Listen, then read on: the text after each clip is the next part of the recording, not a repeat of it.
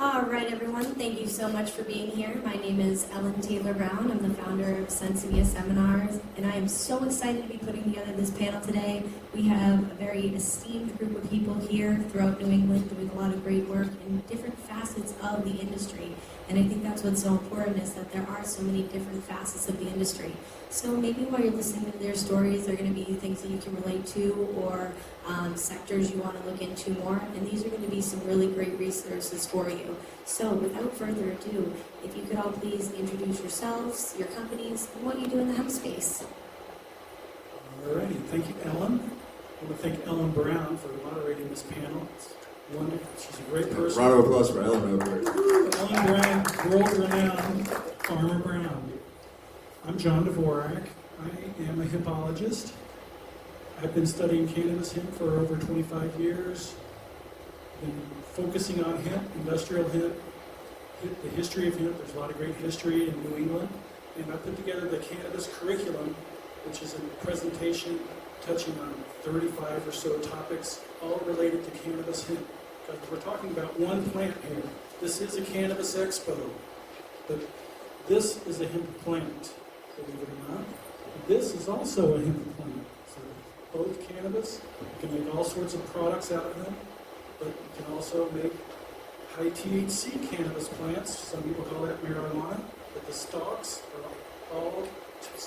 are hemp. Of the marijuana plant, it's all hemp. So the root balls, that's hemp. It's one plant. I just want to focus on that, and I'll pass it over to Adam. Sounds good. All right. My name is Adam Souza, co-founder, CEO of Urban Acres. We're a small craft farm out of Taunton, Mass. I guess we can't really say that anymore. We expanded to 3 different cities now, which is kind of awesome. My dad has, I grew up with my dad as a head grower of a nursery since I was 5 years old. I literally was plugging trays by the time I was 8 years old, and never really got into it, in early adulthood because my dad was poor my whole life. And I was like, okay, so farming and agriculture, you're gonna be poor. I'm gonna go into sales. And I killed it in sales, but I was miserable because I was selling other people's products. And the whole time when I was in sales and in these high-level sales positions, I secretly loved cannabis. Like, I showed up to work with VPs and president meetings high as a giraffe, I didn't get, they didn't notice ever, from the point that, I always told people, if you just, medicate in your interview, they'll just never know in the whole process if you're medicating, and they never did. Exactly, you set the bar. So, there was always kind of like a thing that was lingering in the back of my mind, though, like, I'm going to get fired if I get caught for this someday, like I'm meeting my VP's high. Fortunately, I was let go of a different company that I moved to because I asked for a raise, a well-deserved raise, and it kind of forced my hand into doing something else. And entrepreneurship was already something I was working on, and I love cannabis, so I started pouring all my money and time into cannabis and growing and learning about the plant, talking to doctors and nurses and other farmers and patients especially. And, the Farm Bill passed, and with the barrier to entry with regular cannabis, traditional cannabis as I like to call it, so high, hemp seemed like a better option for somebody that was poor, somebody that grew up that doesn't have millions of dollars. So, we've been really pushing this season to change the view of hemp from these wispy, crabby nugs that, everybody kind of looks down on to, this is the same thing as what, like John said, what you call marijuana. It could be the same quality, just a different cannabinoid. So, yeah. Hi, my name is Julia Argon. I am a very, very small hemp farmer. We have a micro farm in Western Mass. I am also the director of the Northeast Sustainable Hemp Association, which is a nonprofit dedicated to education, outreach, and creating connections in the hemp space. And because of how the hemp space in Massachusetts has looked in the past year, we have spent a lot of time on advocacy, and we're part of founding the Mass Hemp Coalition, which Laura will talk a little bit more about, and just advocating for sensible hemp policy and laws that make it feasible for us to grow this industry in Massachusetts. And not an entirely different story from Adam. I started in the medical marijuana industry Personally, just not comfortable with the direction and the corporatization that that went in Massachusetts, and I wanted to be able to have my children walk in the building where I work, and my dog come to work with me. Those are like life goals for me. So, so hemp basically was the obvious direction I could continue to work with small farmers, which has been, part of my passion, working with small and local foods. For many decades, I was able to be a small farmer.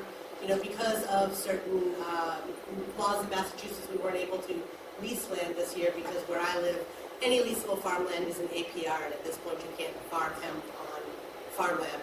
So, we just grew in our backyard, and so we were able to start small, and you can't do that with cannabis, and you can't have your chickens help you with the farm with cannabis. So hemp has really been a great fit for us in that sense, and there have been other challenges which I'm sure we will get to today. Hi everyone, my name is Laura Beohner. I am one of the co-founders of the Massachusetts Hemp Coalition. I also sit on the board of directors for NOSHA. And I'm also the president and co-founder of the Healing Rose Company. We're an MDAR licensed processor here in the state of Massachusetts. We're in about 150 stores across, I believe it's around 24 states now at this point. We all started from our personal investment of our own funds.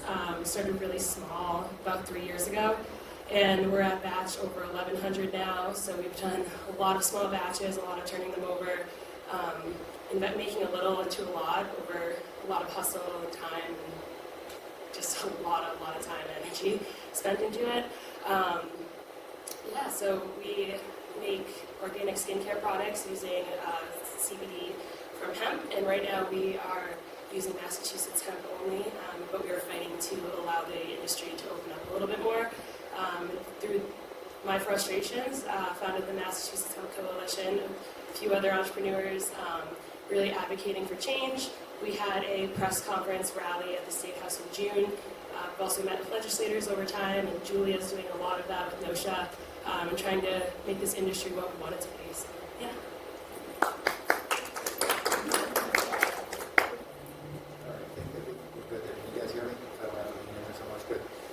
My name is Mike Goodenough.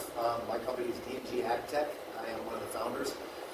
We are out of Connecticut, so a lot of the stories you're hearing from the folks on my right, unfortunately, I don't suffer a lot of the same pains and woes. Connecticut has a Department of Consumer Protection. Dvorak has been awesome. You can farm on just about any farmland that's been out there. My company specializes in growing what we call soil to oil. We grow the hemp, we extract the CBD oil, and then we also make consumer products. We serve a number, we helped 12 farmers this season get up and running. Everything from first responders to veterans to solely owned, women-owned companies. There was lots of folks that had some land that they've been sitting on for a long time, and there isn't a crop that is actually viable enough to grow on it for them to feel comfortable. And hemp has changed that game. We have 12 very successful farmers that had no more than an acre or 2 acres, one with 5. And they had an extraordinary season. This is one of the best growing seasons in the past 17 years from my own personal experience. So we're all very blessed with the right weather. And at the same time, from an extraction perspective, it just happens to be a perfect point in time where the equipment that you actually see that's able to do the extraction that we're looking at, we do it the same way as the biodiesel or make industry has for the past 20 plus years. We are changing the game. What's documented, notarized, and PhDs have been written off of is exactly the way that we're doing it today, which is very expensive, but it also allows us to control every element that's within the entire strain. So it's pretty amazing what we're able to kind of do. And then Sweet Heal is our brand. Sweet Heal is what we bring our any cosmetic or consumer products through. On just a little more of a personal note, I think, every single employee that we have working for us today is healing today. Whether they were a police officer that served for 15, 17 years and lived through the most tragic moments that you could ever imagine, or a firefighter that's gone up through heated buildings and trying to rescue lives and succeeded and failed, all of us are healing where we're at. All the way down to the person that didn't even know that they needed to. But being in that building, giving life to those plants, then understanding the chemistry of what comes behind it, and then getting a product to people that actually, to their testimonies, not mine, helps them heal. And it's a very amazing point in time for all of us to be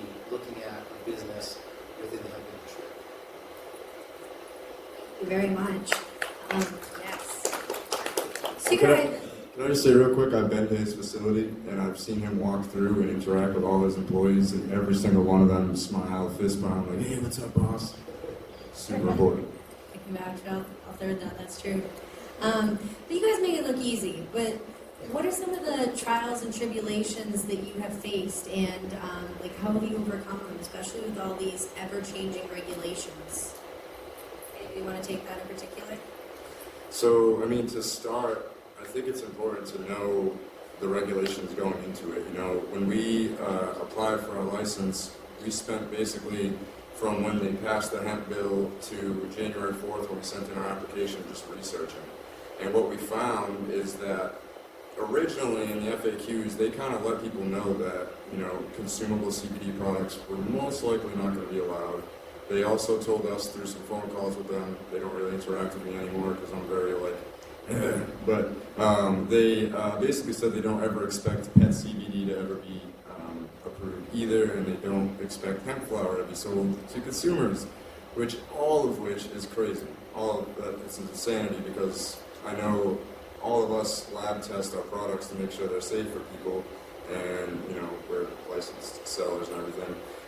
The other part I want to kind of get into is seeds.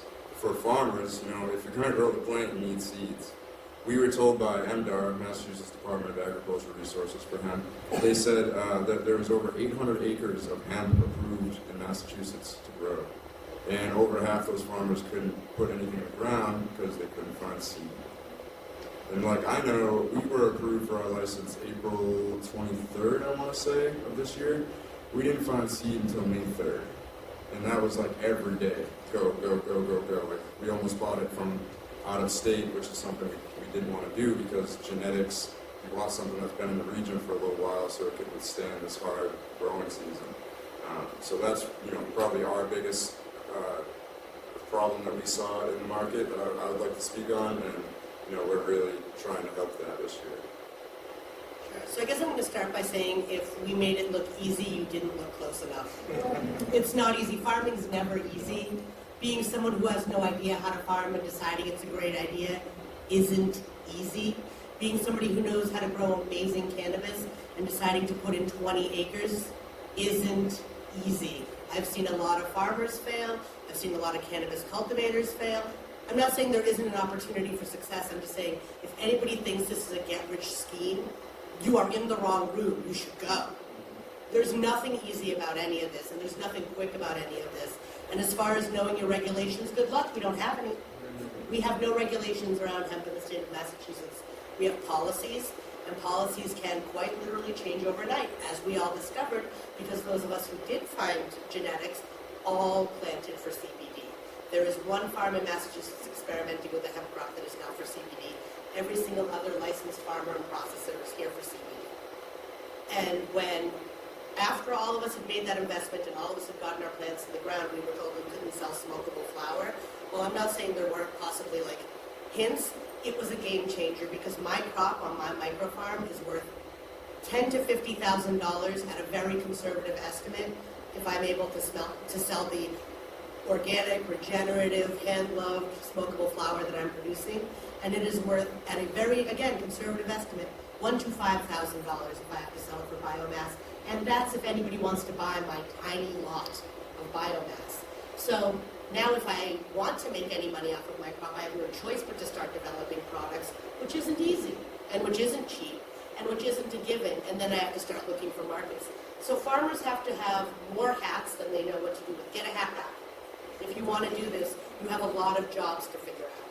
So I'm not trying to say don't do it because I'm here and I'm doing it again next year, and this is the love of my life.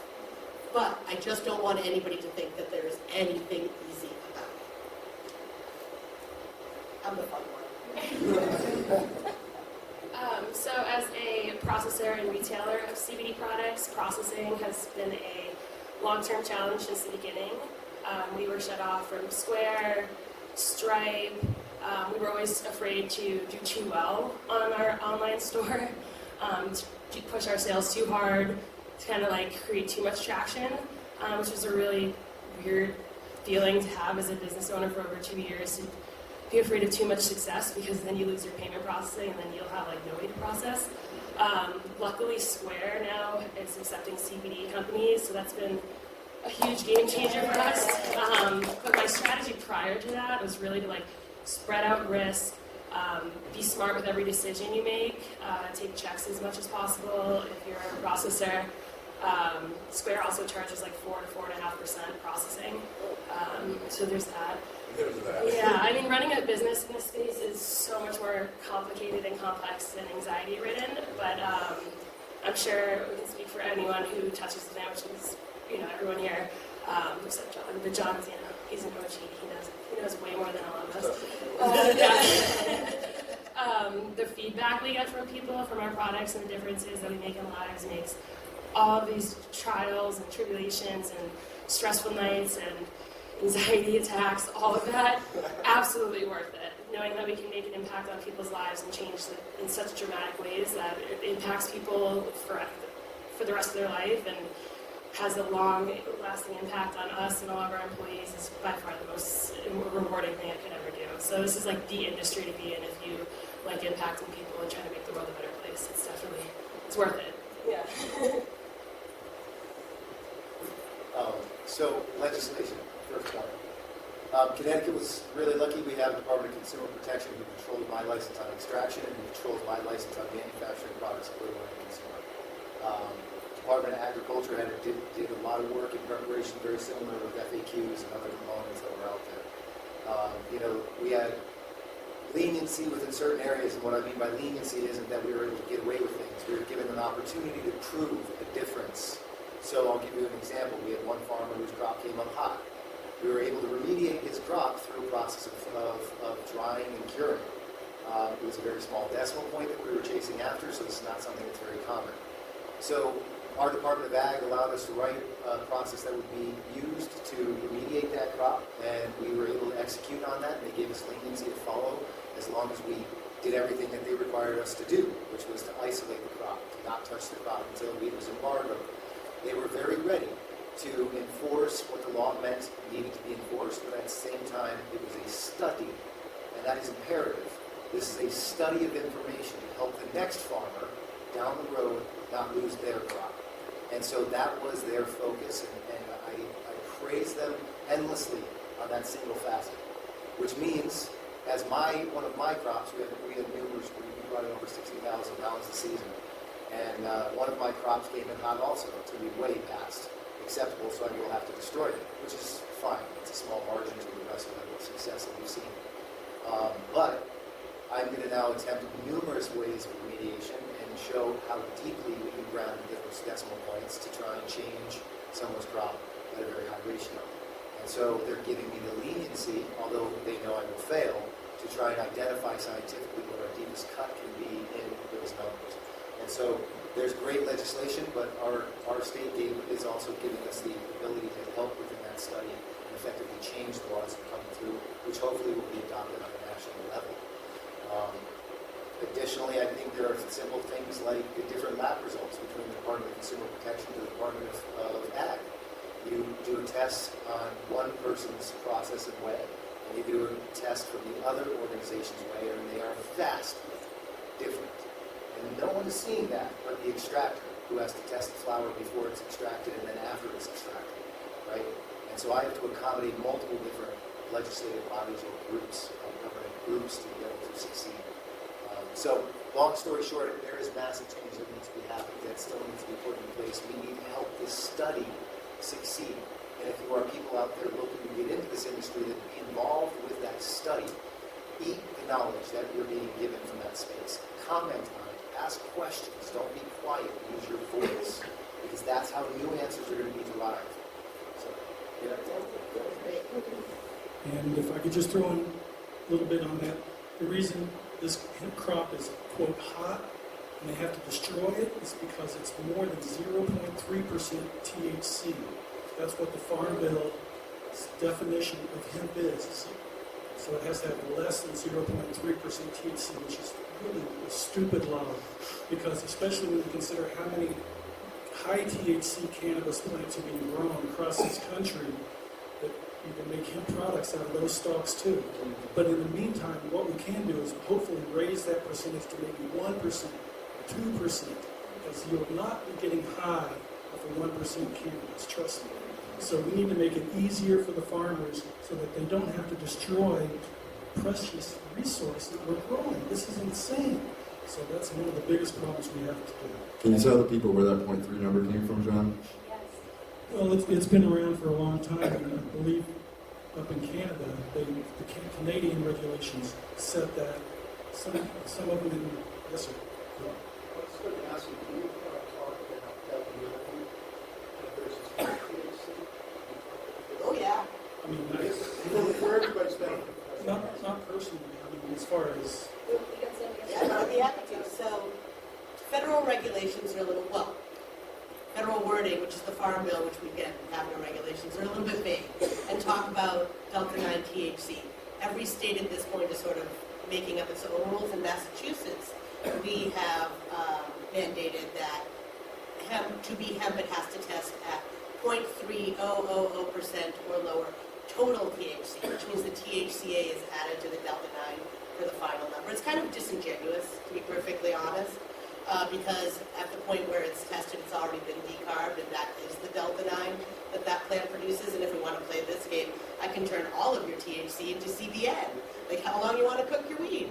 So, so it's kind of disingenuous, but nonetheless, that's where current state policies peg us in Massachusetts. In other states, it's 0.39. In other states, it's 0.35. In Vermont, they kind of let it go up to 1%. They don't say anything, and they allow for remediation and processing. So again, wild, wild west. There's absolutely no consistency. We are looking like literally everybody's currently waiting for USDA and FDA regulations to come out, which may be good or may be bad, but will probably set the ball in motion for federal standard. So I think the key to your question is there are many cannabinoids that are within this whole. There's in fact there's terpenes. There are numerous things that induce some value, right? So just like any other flower that's out there, any other type of terpene that's out there. So it's about a combination of all of these working in conjunction. You've heard us all talk about CBD up here, but the reality is you just heard CBN, talk about CBG. They all have a different level of effect at a different point. CBN makes you tired, CBG is for anxiety. There are different areas of study. It's not proven enough. The real key that you should remember if you're a novice is the acids convert to the parent, or your decarboxylation process. You're removing one carbon atom from that total strand, right? And it's activating that acid. So what your CBDA is becomes CBD.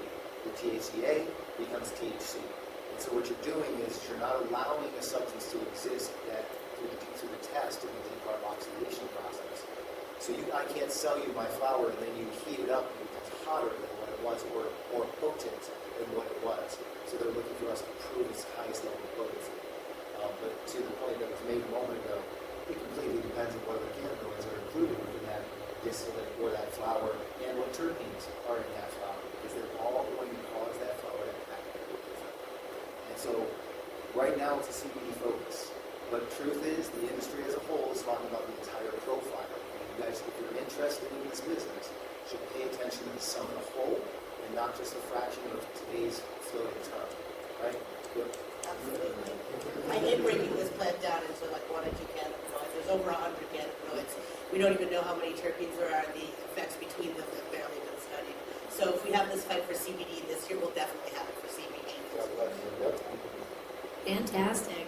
And I love what you said. It is not easy. It's a lot of hard work. And on that note, there is more hard work to be done. So is there any legislation coming up that we should know about? Anybody want to take that? I know there's a lot going on, especially with these changing regulations. And you got a room full of people. These are who you want to talk to.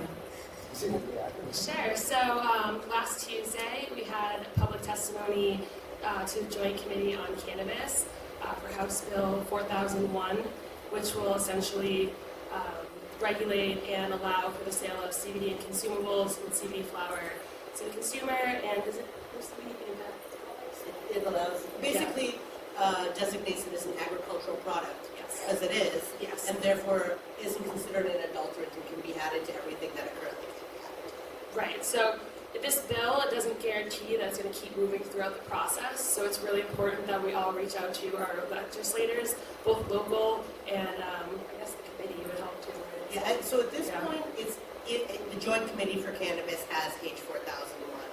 By February at the latest, they have to move it out with their recommendations. They don't have to wait till February then. So at this point, polite requests to go ahead and move that out would be much appreciated. And then after that, both the House and the Senate have to vote to pass H 4001. And then the governor still has to sign it, and I'm going to be honest with you, that may be our hardest part of this whole fight yet. So buckle up, it's a marathon, not a sprint. Yes. The policy regulations that did come out, we did hear they most likely came from Governor Baker's office, not actually MDR or even DPH. So.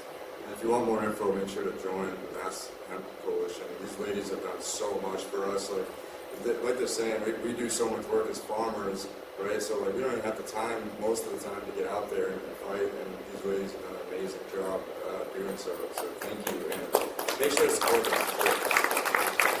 Ask me for a flyer afterwards. I'll look you up. We got pins. All right, so just by show of hands, is anybody interested in farming? Is anybody interested in processing? Awesome. So we got like about a 50-50 split in the room. So with this great group of panelists that have worked in all these different sectors, what advice would you give to somebody trying to find their place in this industry? I'll start. All right. All right. So, it's been being done for about 10 to, I don't know how many years in Colorado. There's lots of issues and lessons learned. There's lots of blogs. Find the areas that have problems, plug the holes. There's so many problems that we all ran into from dry, moving, processing, to trimming, to bucking. Anyone with a creative mind can find a way to resolve some small issue. This is an industry fraught with brand new, because we're bringing it to volume for the true first time. And so you have an engineering mind, you have an artistic mind, you have a mind that's specific to business and only driving that business. Look, a lot of farmers don't understand business. There's a lot of people that can use advice. There are so many areas. What are you passionate about, and bring that to this country? Is it making briefcases? Is it making a certain type of food? Is it a lotion? Is it whatever it happens to be? Find a way to integrate one component of this product to what you're passionate about, and I guarantee you'll be successful, at least in being able to enhance the culture around you. Right? So the bonding of other people, working with other people on what your product is, communicating, building, and learning from what their skill set is. It's all about that culture. Right? And so it's just a culture at a brand new time where you can come into it without knowing a thing and be very successful, and you can come into it knowing a whole lot and be very successful, or you can come into it and not really put your whole heart and soul into it. Right? So I mean, you got to be in order to get it done. I had to quit the job where I was making an extraordinary amount of money. I've written numerous books around the topic. I've been very successful as chief security officers and other things within organizations. I walked from my business specifically because I believe wholeheartedly. And I'll quote Ben Franklin on this one: in order to build a true company, you have to quit your job.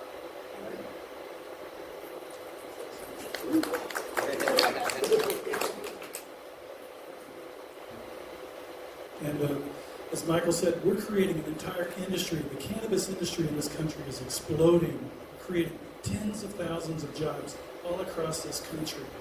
It's going to be $1 trillion industry before we're finished with this. Trillion. And that's 1,000 billions. So, and you guys, everybody here has a chance. You're getting in on the ground floor. So, and as Michael said, just take your passion, whatever you want to be involved with, growing it, distilling it, selling it, marketing it, security, business, engineering. There's something out there for you. But because the government is playing hardball with this and they create all these stupid rules and regulations, which I call a catch-422, and it's all related to marijuana prohibition. It's everything tied to reefer madness. All these extraordinary rules and regulations that they're putting on us is because of reefer madness, and they're afraid of marijuana. So we have to change that too. And hemp is getting there. Hemp is pulling the cart on this issue. So decide what you want to do. But as Julia said, this is a marathon and not a sprint. So it's not going to change overnight. We're not going to unbrainwash society overnight. It's a lot of work to do, but I'm so glad you're here and find what you want to do and stick at it. And I'm just going to say the same thing that they'll tell you, anytime you talk about entrepreneurship, picks and shovels. One of the things that prohibition costs the United States is infrastructure. We don't have any. Part of why we're all growing for CBD is because there's nobody to buy our fiber. There's nowhere to process our fiber. There's nothing to do with our hemp. It's not that we don't have the opportunity for commodity scale growth in the United States, but we really lack a lot of the infrastructure around it. Other countries are way ahead of us. China, Canada, way ahead of us. So be a hemp farmer by all means. Make whatever your passion is. But if you just are trying to figure out what this space needs engineers. It needs technology. It needs banking. Oh, come on, we really need banking. So not only is the opportunity vast, but the opportunity for creativity is really huge. And then the other thing that I want to say is sustainability. Hemp can save the planet, but it doesn't have to. It can still be grown as a monocrop. It can still be sprayed with pesticides. It can still, denude our topsoil just like corn and just like wheat. And it can still end up a subsidized crop in the United States, just like all of those are. So how you grow your companies, how you grow your crops, and what your demand as consumers is going to guide this industry 100%. So use all of your voices. Yeah, and even throw out there, your network is so valuable. So if you're trying to really find your place, even like just get the foot in the door, go to events, volunteer, do something selfless, right? Put yourself out of your comfort zone. Go talk to people that maybe you normally wouldn't go say hi to, but you could introduce yourself to your next boss or your next business partner. But if you are just sitting at home wondering what you can do or just scrolling through social media, a lot of times it's just getting yourself out there, showing your face again and again and again, saying hello to people and being friendly. Before I started my company 3 years ago, I helped run Women Grow Boston. And when I launched my company, it was the most supportive network of women. I'd speak, and we'd have over 120 people come, and I'd give out all my samples and business cards, and everyone got lip balms for days. And not lip balms like they're candy, and then I hang out in people's pockets and purses for a whole year as a business card. So just trying to be creative about it and doing things kind of, it brings me so much joy to figure out creative, low-cost ways to market, to guerrilla marketing, and just really expanding your network. Yeah, so if you're looking for a place to start, you already did it. You're here. I'd say that's the biggest thing, is just getting started and doing, and then realizing again what your strengths are and finding people that can help you with your weaknesses. I think I don't know if any of you have heard of Gary Vaynerchuk, but he says that all the time to double down on your strengths and know how to do your weaknesses, but have somebody else do them better than you. That's the way it is. We were just talking about plumbing. I can't plumb for shit, but if she could plumb, I'm gonna have her come over and exactly. But maybe there's something I could do that she can't do, and then that's the way this industry works. It's Goodenough. Like Michael was saying, you gotta have the marketing, the sales, the manufacturing, distribution. And then if you're farming, you have the farming aspect of it too, which is land prep and then growing and watering and keeping up and harvesting. There's so much stuff to do.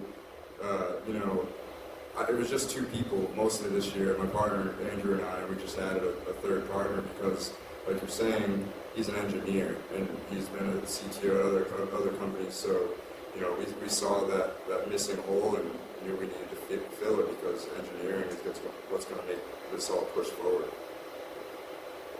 Fantastic. Okay, so what can consumers do to support these local companies? What can consumers do to ensure that the hemp and the hemp products that they're purchasing are actually stimulating their local economy? Don't buy from gas stations. Unless pizza shops. They have pizza shops. Oh, there you go. Unless you know that they're local. It's not hard to find out they're local, right? Because we are in only 3 stores right now. We're in a gym, we're in a chiropractor's office, and then we're in a CBD shop. But we're trying to get in gas stations. We want to replace the crappy out-of-state ones with good local products, like Healing Rose or our product. I would much rather see Healing Rose in a gas station than whatever crap is coming out of state, even over choosing mine. I would just rather see local products, and that's how you can support, is ask, where do these products come from? Oh, they're from Michigan, cool, I'm not going to buy that. there's probably a CBD store in your town or city, or pretty damn close, you know, that you could go to that most likely sells local product. And not only are you going to support people making the products, you're going to support the CBD stores that are also small CBD and hemp businesses. Yeah, I'd say either go to a local retailer that carries majority local products. Always look at the label and see where it's made. And if there isn't a place where it's made, put it down, because that's also not allowed. You have to have like the address and the town on it. So if they're breaking those kind of laws, oops. Throw it up by CBD anyway. Yeah, that's true too. Never order from Amazon, right? So Amazon technically doesn't allow for the sale of CBD. So a lot of the products on there are hemp seed oil or are on there for a temporary time. Or buy directly. I know Adam has a website, we have a website, you can order right from us. And that's the best way to support really any small business, right? It's just to order from them directly, which I think a lot of people don't realize until it's pointed out. You're like, okay, that's a good way to support, just order right directly from them. Yeah, I think buying stuff that's made with love and in small batches from companies that truly care and have a face to their brand is really important. If you can't find one single person from the company online or any kind of face to the company, I'd stay away as well.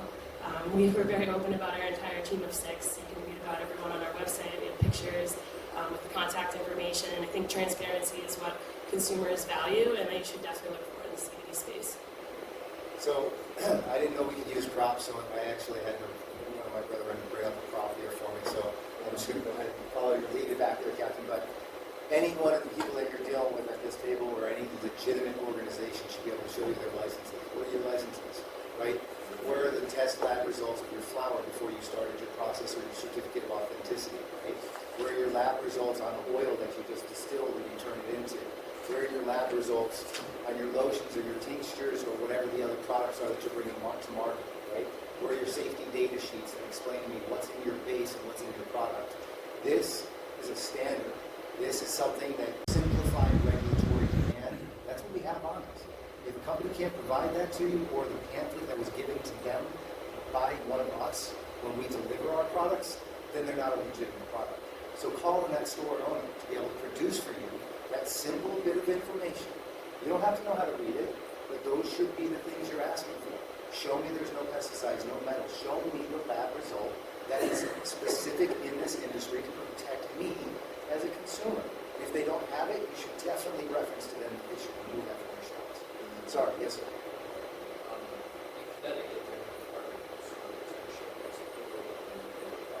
Yes, sir. Now, for cannabis, there is marijuana infused products that are able to be conventional for actually testing. I want to be able to say that to clients. No, and it's we do heavy testing too, right? So we've been working on launching a cartridge. I know that's not allowed in Massachusetts, but outside of here it is allowed. And we've gone so deep to find a company that lab tests the empty cartridges for pesticides and heavy metals. The organic African cotton around the holes is also lab tested for pesticides and heavy metal. And then our CBD oil is lab tested for pesticides and heavy metal. And we're building something called the smoking monkey. I don't know if you guys have ever seen, there's videos out there of like it's a tube pulling cigarette smoke into like a box of cotton. We're doing that with our vape cartridges, so it's like combining the cartridge, the oil, heating it up, and then we're testing the cotton on that too.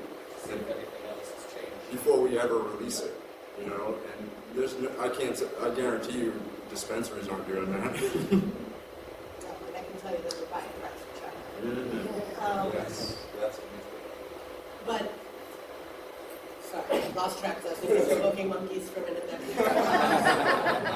But you're right, there really isn't, there isn't a lot of clear regulations on what can and can't be sold in Massachusetts. So what do you want to see? So to be honest, NOSHA has an entire working group dedicated to retail and what we want to see, and it's not a short answer in a packet like that, which I'm happy to talk about. But, I think that, and that's where it comes down to using your voice right now and why it's really important that you're using your voice as consumers, because on the same shelf in the same store can be something from Colorado, Massachusetts, and China with lab results, no lab results, like the whole gamut's out there, and you have to demand what you want to see in the state, right? And so look for companies that you can hold up as role models and ask for those by name. I personally recommend the companies that I'm comfortable using and tell stores I want to see them. I know how to read lab results and I ask for them. And sometimes even when they give you the lab results, you read them and you're like, but this doesn't match your labeling because they don't think you're going to ask. Check the date. Oh. Yeah. The date, a lot of times, I've seen a year and a half old lab results. I know. And this batch says it was, packaged a month ago, so Yeah, now it's it's not not. Yeah, this package should come with every single batch generated. Every 100, it depends on what the batch is controlled of. So we do this, and this is the standard. This is the standard that you should be asking for. Whether the state requires it or not, your buyers are going to require it, right? And so if they don't, then you're in a kind of fight. One of the big, I must say, I'm biased. yeah. Yeah. Well, and one of the big things is a lot of these vape shops are actually going to struggle real hard and they're going to turn into CBD stores. And this is where we need to demand that level of perfection back on the product that at least you want to consume. I mean, you don't want to bash anybody else's business, I guess. If they're too market, they're too market. But we hold ourselves to a higher standard because that's what we're asking everywhere else there to do. I mean, that's what most states do require. And for your own sake. Absolutely. And for my own, knowing the quality of my product, every single jar is exactly the same. Not one customer is going to come back and say, oh, this was crap. It didn't. There's a whole laundry list of safety factors. Every batch that's made, we keep one in the safe. So if anyone ever comes back and says, there was lead in this, I can put the unsealed version, pull it out, send it to a lab, and make sure and prove it, right? We have people taking urine analysis and hair follicle samples that take our product in thousands and thousands and thousands of milligrams just to prove that someone won't fail on a hair follicle test or urine analysis. We have to be proactive in protecting our business. That's what this is all about. This is business. If you're not proactive in protecting yourself, then you're not business, you're a con. I've say my company spent over 100 hours in the last few months getting fully integrated into manufacturing software. So we tracked every single ingredient, which batches it was used in for all the plethora of ingredients we use, and that's really important for recall plans. So if you're starting to get out there and your product's getting out there, you need liability insurance. I will say the first year, 2 years. No, it was the first year of us having insurance. We got charged 7% of our top number on our, top revenue. 7% of that I paid to insurance. Once the farm bill passed, it went down to under 1%, which we celebrated like Christmas. We had no idea it was coming. We were like, oh my god, we're getting an audit. We're gonna have to pay $20 grand or whatever it would be. It was an insane number, and we ended up we think we got a refund of $500. I was like, what is going on? But at that same time, being compliant and making sure, if I didn't have the compliancy to do the tracking, my insurance is null. If I'm not having the plans to do recalls in place, you can really screw yourselves down the line and lose your whole company. So it's really important you're taking those steps to ensure when you're making products that they're going to be safe, and that if maybe whoever you're getting the raw ingredients from, say coconut oil, they have a recall on that you have a plan, right? That you're not just in total panic mode. Yeah. So in Massachusetts, we have companies that have already created plans that could easily set the bar. We also have a really well-regulated cannabis industry that's also pretty well protected, and they have to have plans in place for batch testing and recalls. And there's no reason why we should be held to the same testing standards and not take advantage of whatever else we want to borrow from that industry and utilize it to create an industry that allows for transparency, safety to the consumer, but also allows an industry to move forward. Man, I love this group. And I agree, tremendous, a lot of great information. And CBD is very important, and it's a big focus of this conference. However, I want to talk just a little bit about other hemp products. And supporting, this might not support local companies so much as the question was asked, but to support the hemp industry in its entirety, we need everyone out here to buy more hemp. And that's easy to do these days. You can go to Stop and Shop, buy shelled hemp seed. It's super healthy, it's tasty. Put it on your cereal and your yogurt. A lot of protein, omegas. Hemp milk. There's all sorts of good hemp milk out there. Stop and Shop, Trader Joe's, Old Paycheck. They all sell these. A lot of different hemp products. Dr. Bronner soap. Anybody like Dr. Bronner's? Woo! Great soap. They use a lot of hemp seed oil. So if you buy hemp seed oil and hemp products, you're supporting creating demand for our American farmers to start growing more hemp, because we're creating this entire market from the ground up, and it's going to take people to buy more hemp to do that. This is a business conference, so people probably have some cannabis businesses here. How many of you are using hemp business cards? All right, Laura, she's awesome. And Laura and Healing Rose is doing another awesome thing. They're making cannabinoid products, but they're also putting hemp seed oil in some of their products. So that's 1-2 punch of hempy goodness. So add hemp seed oil to your salves. If you have t-shirts, use hemp t-shirts as giveaways for your employees. Hemp packaging. Make hemp briefcases. The packaging, they're creating so much plastic. It's a horrible stain on the cannabis industry. Why not use biodegradable hemp plastic packaging or hemp paper packaging? So it's up to us to use more hemp to create the demand, further expand the hemp industry on a larger level. And this is why he is the hempologist, ladies and gentlemen. This is a great segue into my next question. John Dvorak, speaking of resources, what do you think are some good resources in New England for hemp and CBD? And it doesn't just have to be New England. It can be national and international. Sure. Well, the internet is my main resource. I learned so much on the internet and Facebook, communicating with hemp industry, hemp people, hemp companies, learning what's going on. The Hemp Industries Association is a national association. The National Hemp Association is another group. So there's a lot of hemp groups out there, hemp associations out there as resources. You can contact me, hempology.org, anytime. I connect people and show them who they need to talk to. I don't know everything, but I know people that do know everything, like Adam and Michael and Laura and Julia and Ellen. So I help put people together and help pass it for more resources. Yeah, I mean, NOSHA is a pretty amazing resource, and the Hemp Coalition for anything, legislative, anything hemp history related. John's website, I can't find, anytime I've tried to look up history on my own, I'm like, John, I found this. He's like, oh, this link? Ah, damn, beat me. So, don't even bother looking up history. Just go to his website and then figure out his website and see if you can find holes to fill in. And then, always anybody up here, literally, reach out to us on Facebook, Instagram, here, wherever. I'm always, and I know they're the same, looking to educate more people and help more people. That's what we're all about. So. I will make a second shameless pitch for NOSHA, northeastsustainablehemp.org. While advocacy has been a lot of what we've been involved with this past year, that's not our goal. We meant to be farmers, not advocates, So getting everybody in the room is really NOSHA's biggest goal, and that cooperation and communication within the Northeast region is really our number one goal. So ask me, like John said, I might not have the answer, but I'll connect you with the next best person to talk to. So, definitely on Facebook, the Mass Hemp Coalition is absolutely our voice. Laura does an amazing job getting the information out there, getting the latest press out there, telling you guys where we need you to go. So definitely follow that. Yeah, so we have 2 Facebook pages, Massachusetts Hemp Coalition, and then the NOSHA page.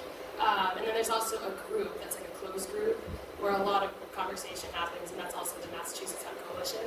I'd also suggest signing up for membership for NOSHA. They do have a paid, different tiers all the way down to individual. It's a bit like big business tiers, so there's a place for everyone. Yeah, exactly. Also, if you're a farmer, definitely check out NOFA. NOFA has been so instrumental to really getting us a lot of the meetings with legislators. Their policy director, Marty Dvorak, Marty, he's amazing. And they are running hemp workshops. Beohner, yes. They've been running hemp workshops, teaching hemp farmers the ins and outs of growing, processing, even the end products selling to consumers. So I would definitely check out Nova Mass if you're a farmer. We've joined as members just because it was $125 for the year for business. I was like, oh, yes, support organic farming. So that's the Northeast Organic Farming Association. So they fight for like pesticides in soils. I mean, they're fighting all over the place for a lot of things that really make a big impact on our communities. So check out NOFA. All right, well, you guys heard probably all the best answers you could probably get, so I'll just give you a little advice. If you really a little concerned about what you know and don't know and really kind of afraid to step out there, go sit and listen to the testimonies that are going to be happening around your town, right, or at the capitals.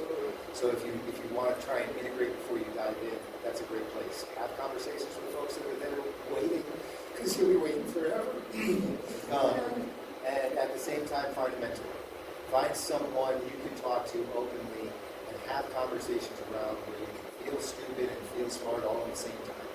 And so find someone, a woman in business, an engineer in the same industry, find someone to attach to, because they are seeking answers that you're probably going to give them the key to finding too. So it becomes reciprocal. And so that would be, I think, the only thing that adds past where we're saying. Fantastic. Anybody else have anything to add? Well, I just also want to add that, honestly, industry-wide, there really is an amazing culture of sharing it with hemp and, and with the cannabis industry that I haven't found necessarily in other industries. So Facebook groups, reach out to somebody. Like the CBD Project is a great website for where they kind of accumulate, national, international research. And we called them, there's two of them, as it turns out. They answered the phone. They're happy to talk, So, don't be afraid to ask anybody anything in this industry. If they don't want to answer you, they're just not the right person to ask the next person. And, yeah. Oh, and one more thing, sorry. There are lots of grants. There are lots of available things. So go down to your DOAG, go down to your different departments that are locally. Look to find out, do a little bit of discovery. This is farming at the end of the day. And so a lot of those grants can be utilized. So if you're looking for funding, if you're looking for a new well, if you're looking for a greenhouse, reach out. And with that same depth and breadth of statement, there are additionally resources from the small business administrations. If your small business administration doesn't have answers for you, push them to start paying attention, right? So that could be your little part of advocacy to start the tools that your town offers. If they don't aim towards hemp, then they're wrong. So help them to get educated along the way. Fantastic. And our panelists, true what they say, all good things must come to an end, and we're getting to about the end. So I really want to make sure to grab your final thoughts, as well as where can we find you. I really believe the fortune's in the follow-up, and you're going to want to follow up with every single one of these panelists, if not today, then probably tomorrow. So starting with you, John, final thoughts, and where can we find you? Alrighty, well, I can be found at hempology.org. And I just want to let you know that I call hemp the green buffalo, because you can make so many different things about it. Native Americans survived on the buffalo. You can make from cannabis, hemp, you can make food, fuel, building materials, biodegradable plastic, tree-free paper, clothing, and of course medicine. So I'm covered with hemp today from herd to toe, T-O-W. That's why I call it the green buffalo. So thank you very much. Yeah. So yeah, you can find me, Urban Acres, it's Herbanacres. If you like sing the Mickey Mouse theme song in your head, MICKEYMOUSE, works with our letters, so you'll always remember it now. Then you can find me personally on Instagram at What Did Adam Say? My phone number is literally on there. You can hit call and it'll go straight to me if you have questions. So you can find me at northeastsustainablehemp.org. Contact nosha@gmail.com, the little weed wife at gmail.com. That's just me personally. Find me at almost every conference in New England talking about hemp. Grab me in the hallway. Hey, sorry, I've got one more thing for you, because it's I'm assuming it's a lot of entrepreneurs in here.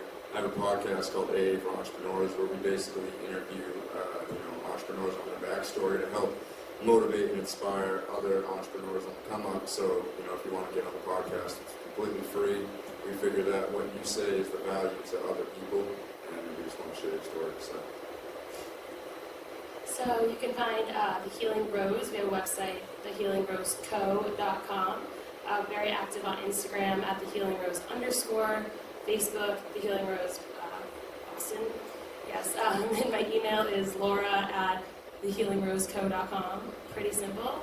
And I encourage you to connect with me on LinkedIn as well. I'm trying to be more active on there. But it's a really great place too. If you're not on LinkedIn and you're trying to find a career in the space, get on LinkedIn. Seriously, you can reach a lot of different people. So I wish I had something awesome like, the Empire Strikes Back, HempCon or something, but I don't. Sweetheal.com. It's real simple. It's real direct. And that's as in healing. I should have added ing so people didn't always think it was their heel, like on their foot. That's not what it is. But I'm Mike at sweetheal.com. We're on Facebook at sweetheal.com. Sweetheal is actually our brand. D&G AGTEK is the company. But the brand, we do a lot of social media and that presence is Sweetheal, and we're connected to both. So, sweetheal.com. Fantastic. And we have about 5 minutes left. Does anybody have any questions? Probably have one or two. I can come to you with the mic. So for the 2 questions, we're going to go 1, 2, and then if we can get to 3. Thank you guys for speaking. 1 and 2 is, I'm personally concerned with CW Pharmaceuticals with their, they have a lawsuit right now with a Colorado firm, and I think it's anything higher than 95% CBD will be that patented, so that there's going to be royalties forever. Wouldn't anybody selling a license essentially from the market on that? I'd love to know your guys' perspective on that. So my thoughts on this is that isolate is a complete fear-based product. That's my thoughts on it. I think that full spectrum oil is definitely the way to go, and that's kind of how you can avoid being under that 95%. Mostly, I mean, you will get distillate that might hit the 95% total available cannabinoids, but you won't get that for your CBD side. And with the full entourage effect, you're going to have much better luck with just overwhelming your body with pure CBD. Thank you very much for both very inspiring and very friendly. For the people, I'm hearing about your businesses and growing your businesses. What's kind of the rate limiting step? Is that you can't grow enough or get enough plant? Is it that you can't process enough, or that you have stuff on the shelves and you can't find people, demand and ability to get into the market? Demand is there, 1,000%. But it's just, for us, it's MDR. We got our harvest report done 2 Tuesdays ago now, so it's been 20 days, something like that. We harvested our plants, hung them, let them dry for 2 weeks, shucked them, and they're all in bags already, and we can't do anything with them until our COAs come back. And we know that there's other farmers that have already waited a whole month to get their COAs back and still don't have them anymore. And the other part for the processing side for Massachusetts, there's no guidance on the regulation and permits to legally be able to extract with ethanol and butane and CO2. So when we ask them, like, what is our town going to require for us to have, an ethanol extraction room, they say, go nuts, but follow the rules. And we're like, but you don't know the rules. How do we follow the rules? So we literally have to now look into all of this, hope we can find it on our own. If we can't, we have to pay somebody to, get the permit for us and stuff. Careful what you ask for. There is legislation in the works around exactly those kind of regulations in Massachusetts, and at this point, hemp and cannabis is being treated the same way in those regulations, and what you can afford for a build-out, whether it's for a grow room or for an extraction facility when you're running a cannabis company, is very different from what a hemp farmer can afford, and some of them are absolutely, if these regulations take place, they're going to price small hemp farmers out of at least being able to process for themselves, and potentially being able to grow indoors at all, just because they don't make any distinctions in size, scale, or potential and income. So pay attention. All right, so I wanted to actually answer your question back to, and then I'll come back over to yours if you don't mind. We need to be really careful in the thought of what is purity and what is impurity, right? Anything over 95, I can achieve that with my systems, right? I can achieve going to 97% purity. I can then use other acids and other things to get rid of some of the other components that go with that distillate. You can't patent something that's already been done or being done. You can't patent infusing something with a fuel that would actually get rid of other components. I think this is more beginning the process of countersuing a lawsuit or a patent that exists on something that's already free trade, right? So this is already being done, being proven, going back centuries, right? So I mean, you want to go to town, go to town. Let your attorneys have fun, right? I think at the end of the day, CBD is one specific cannabinoid. We have hundreds. What are they going to patent them all? It's a possibility. So I think they're making the impossible possible by showing that profitability, right? And yeah, I'd love to see the days. I'll keep making the perfect goal that we make all day long, and I'm actually trying to improve that. And really, the conversation is going to become who is defining what the proper dosages are. I mean, this is what we need the pharmaceutical world. This is what we need the medical world. I can now refine CBG. I can refine CBN. I can have a liter of CBD, a liter of CBN, a liter of CBG. I can have them all. So now what happens when I personally, like Goodenough's company, start saying, oh, I'm going to give you 50% CBG. Do I know medically if that's going to be an impact? So right now, it's staying in the whole plant. What is in the plant as its original calculation? The reality is my business is moving into a Starbucks where I'm giving a pump of this and a pump of that and a pump of this. We need medical evidence to make sure we don't overdo on something that might be dangerous. Now, we know the large majority of cannabinoids that are already extremely high in this plant are fine. The CBDs, the THCs, and CBNs, and so forth, right? But the exposure to the rest of them that we're now just discovering, that requires the equivalent scientific time that's been spent on the other areas, right? So that's where I think the medical industry should start getting involved with giving us those perimeters, not try to patent that variation. Let them patent a machine that does a great job. Over your question, it's all about engineering. I have a problem with the bottleneck. I brought in 60,000 acres. My drying conditions weren't ready for that 60,000 acres. I processed 60,000 acres. I didn't have enough bunkers to actually process that. I put that material into a bin to reserve it, to save it for my extraction facility, and I didn't have the right size bins to be able to store it, or I didn't have the right ozone capabilities. It's all about solving, and that's what engineering is. It's the process, right? For anybody sitting out there that's not an engineer, it's all about the process. So it's all about you understanding the business you're getting in. If you're getting into making tinctures and manufacturing, well, that's a brand's business. And I hope you understand it, because when you get your first 1 million bottle order because your stuff rocks and you're not ready for it, go hire an engineer, right? And so that, for me, I have that brain, that engineering brain. It comes back to the process. And so new holes in the process show up every time I fix another one. It's just like any problem we solve in any other business, right? So it's about that problem-solving layer. And to be honest with you, I think as we evolve sharing those mechanisms, this is innovation. This is what creates the new next machine that does something radically different in a way none of us ever could have imagined. The cotton gin, you name them, any one of the variations that are out there. So anyway, I'm looking forward to the innovations that come with that fluid problem. Fantastic.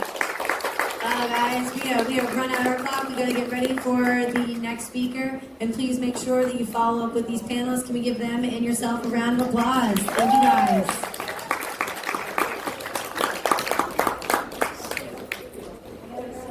And by the way, this is a multi-trillion-dollar industry, so if we all work together, we